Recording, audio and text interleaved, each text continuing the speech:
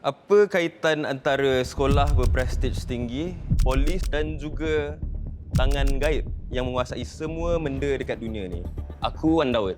Aku sure korang dah kenal dah suara aku daripada video-video TikTok aku. Dan korang tahu pasal kes atuk aku yang hilang. Benda macam ni tak pelik pun. Banyak je berlaku dekat luar sana. Dan aku sure benda ni berlaku atas satu kuasa yang sama. Semua ni mungkin ada link dengan teori-teori konspirasi yang atuk aku pernah siasat. Aku tahu pasal teori ni. Jom, aku spill. Apa korang rasa kalau aku cakap semua benda yang jadi dalam dunia ni, semuanya ada bayang-bayang di sebaliknya? Ada orang kontrol semua benda yang berlaku, perang ke, insiden besar ke, untuk mengaburi mata rakyat. Dan kita sebenarnya tak sedar pun benda ni jadi dekat negara kita. Ni Wan Daim, atuk aku, pakar teori konspirasi. Dia pernah siasat semua benda ni. Dan sebelum dia meninggal, dia almost crack the code.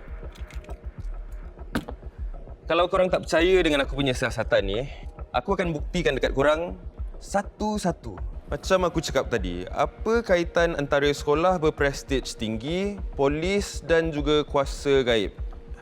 Korang nak tahu deeper, korang tengok je. Macam mana aku dapat video ni, korang tak payah tahu. Korang just enjoy.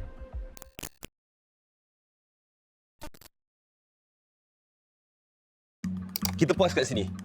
Kau nampak apa aku nampak? Kau tengok rapat-rapat, kau tengok dekat kiri tu.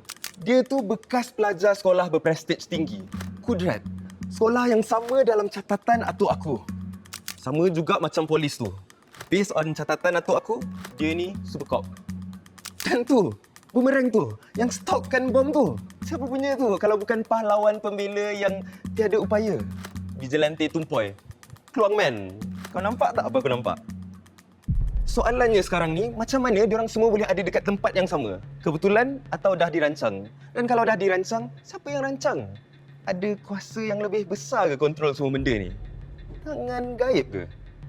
Kau nampak apa aku nampak? Nampak? Kedudukan diorang ni dalam segitiga terbalik ni. Nampak tak?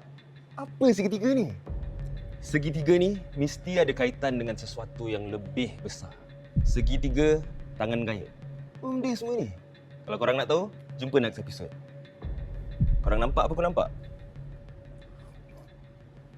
Wan Daud, logging out.